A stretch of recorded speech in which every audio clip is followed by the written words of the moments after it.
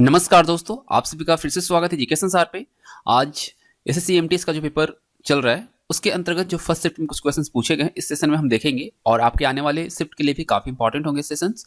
तो चलिए सेशन को स्टार्ट करते हैं। अगर आप हमारे चैनल पर पहली बार आए तो चैनल को सब्सक्राइब करके बेल आइकन को प्रेस कर लीजिएगा और वीडियो को लाइक और अपने दोस्तों के साथ शेयर जरूर कीजिएगा। तो देखिए, एक क्वेश्चन पूछा गया था कि 2011 के अनुसार सबसे कम जनसंख्या वाला राज्य कौन सा है।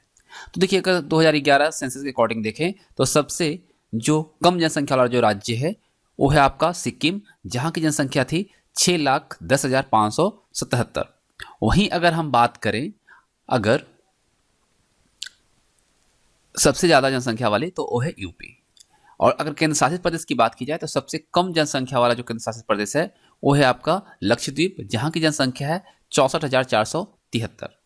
अगर हम सिक्किम की बात करते हैं तो इसकी लैंड एरिया जो है वो है 7,096 किलोमीटर स्क्वायर। कैपिटल है गंगटोक और वर्तमान में जो गवर्नर है गंगा प्रसाद हैं। और यहाँ की जनसंख्या हम लोगों ने देखा कितना है, 6,10,577। और ये आपका 2011 सेंसस के अकॉर्डिंग है। और सीएम जो है प्रेम सिंह तमांग है वर्तमान में। ठीक है, एक क्वेश्चन पूछा गया था कि संविधान का अनुच्छेद 248 किससे संबंधित है। तो यह विधि निर्माण संबंधी अवशिष्ट शक्तियां संसद में निहित है, इससे संबंधित है। वहीं अगर अनुच्छेद 245 की बात करें तो संसद संपूर्ण देश या इसके किसी हिस्से के लिए तथा राज्य विधान पालिका अपने राज्य या इसके किसी हिस्से के लिए कानून बना सकता है, यह प्रावधान दिया गया है। अनुच्छेद 239 की अगर हम बात करें तो केंद्र शासित प्रदेशों का प्रशासन राष्ट्रपति द्वारा होगा और वह यदि उचित समझे तो बगल के किसी राज्य के राज्यपाल को इसके प्रशासन का दायित्व सौंप सकता है, यानी प्रभार दे सकता है। वहीं अगर अनुच्छेद 249 की बात करें तो राज्यसभा विशेष बहुमत द्वारा राज्य सूची के किसी विषय पर लोकसभा को 1 वर्ष के लिए कानून बनाने के लिए अधिकृत कर सकती है और यदि वह इसे राष्ट्रहित में आवश्यक समझे तभी ऐसा किया जा सकता है।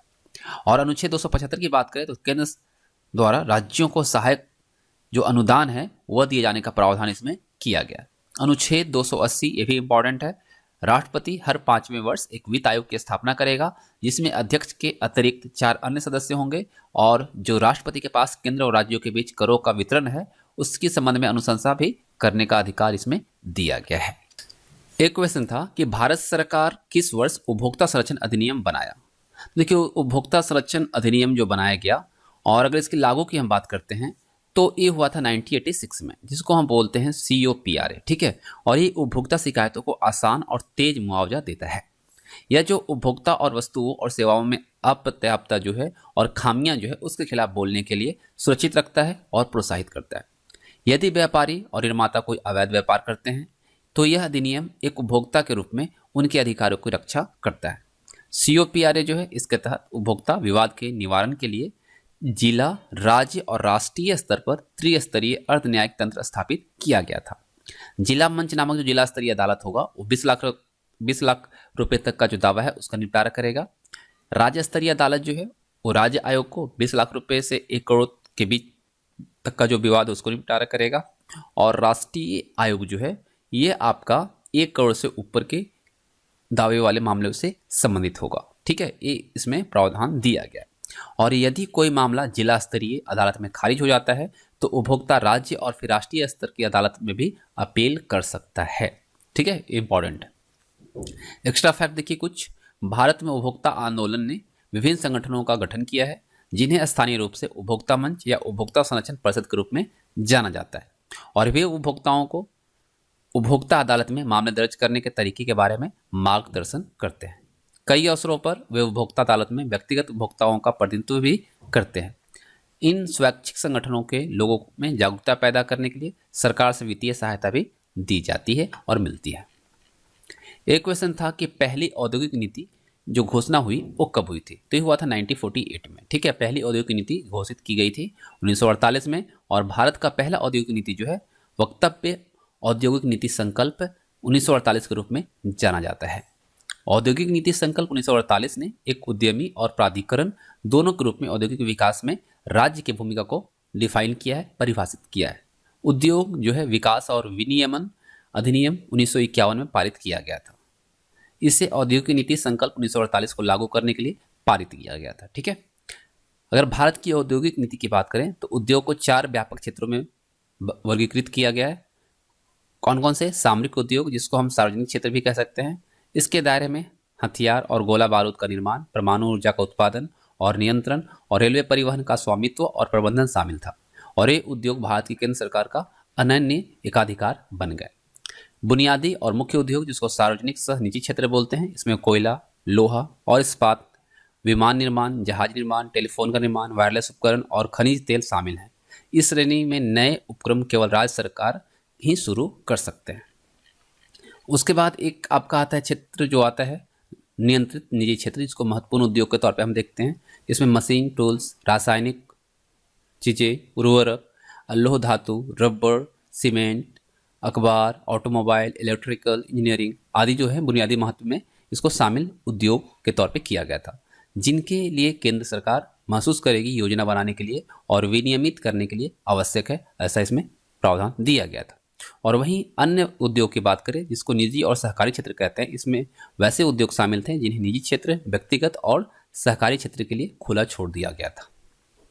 एक क्वेश्चन है कि रिसिरा शहर किस उद्योग के लिए जाना जाता है, तो यह है जूट कपड़ा के लिए। रिसिरा भारतीय राज्य वेस्ट बंगाल जो है, पश्चिम बंगाल जो है, उसका हुगली जिले में श्री रामपुर उपखंड में एक शहर और एक नगर पालिका के तौर पे जाना जाता है।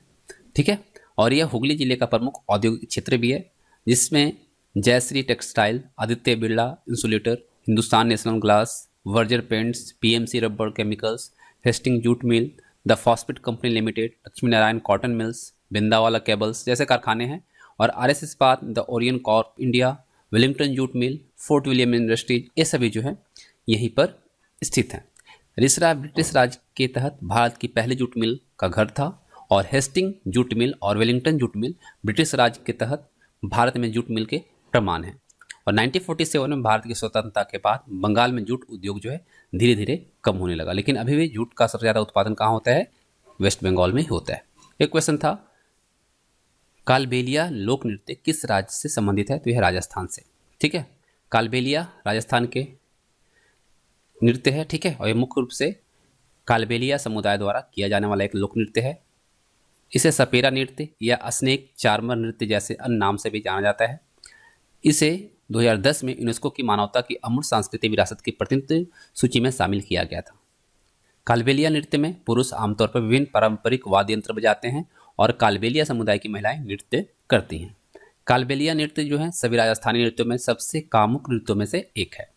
और देखिए कुछ और प्रसिद्ध नृत्य की बात करें अगर हम राजस्थान की, तो घूमर, भवई, कालबेलिया, चर्री, चक्री और गैरी ये सभी जो प्रमुख हैं। राष्ट्रीय उद्यान की बात करें, रणथंभौर राष्ट्रीय उद्यान, सरिस्का बाघ उद्यान, माउंट आबू वन्यजीव अभयारण्य, ये सभी कहाँ है, राजस्थान में। महाराष्ट्र के नृत्य की अगर हम बात करें तो लावनी, घंगड़ी, ये सभी लोक नृत्य हैं। ठीक है, कोली, तमाशा, ये सभी कहाँ की है, महाराष्ट्र की। केरल की बात करते हैं तो कथकली, मोहिनीअट्टम, थिरुचिरापल्ली, चकयार, ये सभी जो है कहाँ की हैं, केरल की हैं। गुजरात की बात करें तो डांडिया, रास, गरबा, टिपानी, पधार, ये सभी जो है गुजरात के हैं। एक क्वेश्चन था किस समिति ने मौलिक कर्तव्यों को लागू करने की सिफारिश की थी, तो ये किया था सोरेनसी समिति ने। ठीक है, नागरिकों के लिए ऐसे कर्तव्यों को निभाने के लिए 1975 से 1977 जो कि आंतरिक आपातकाल के तौर पर जाना जाता है, इसके दौरान एक आवश्यकता महसूस हुई और उसके बाद ही इसको लागू किया गया। एक क्वेश्चन था कि 42वें संशोधन के द्वारा या 42वें संशोधन लागू होने पर शुरुआत में कितने कर्तव्यों को जोड़ा गया था, तो 10 कर्तव्यों को जोड़ा गया था। राष्ट्रीय हथकरघा दिवस जिसको बोलते हैं नेशनल हैंडलूम डे, ये कब मनाया जाता है, तो 7 अगस्त को। इसके बारे में कुछ फैक्ट देख लीजिए कि देश में हथकरघा बुनकरों को सम्मानित करने और भारत में हथकरघा उद्योग को प्रोत्साहन देने के लिए हर साल 7 अगस्त को राष्ट्रीय हथकरघा दिवस मनाया जाता है। भारत के हथकरघा उद्योग के महत्व के बारे में जागरूकता पैदा करने के उद्देश्य से सरकार ने जुलाई 2015 में 7 अगस्त को राष्ट्रीय हथकरघा दिवस के रूप में घोषित किया था। ब्रिटिश सरकार द्वारा बंगाल के विभाजन के विरोध में कलकत्ता टाउन हॉल में 1905 में शुरू किए गए स्वदेशी आंदोलन को मनाने के लिए 7 अगस्त की तारीख को चुना गया था और इस आंदोलन का उद्देश्य था घरेलू उत्पाद और उत्पादन प्रक्रियाओं को पुनर्जीवित करना। और पहले राष्ट्रीय हथकरघा दिवस 7 अगस्त 2015 को चेन्नई के तमिलनाडु में जो है मद्रास विश्वविद्यालय के शताब्दी हॉल में प्रधानमंत्री नरेंद्र मोदी द्वारा किया गया था और उन्होंने इंडिया हैंडलूम ब्रांड का भी अनावरण किया था। ठीक है,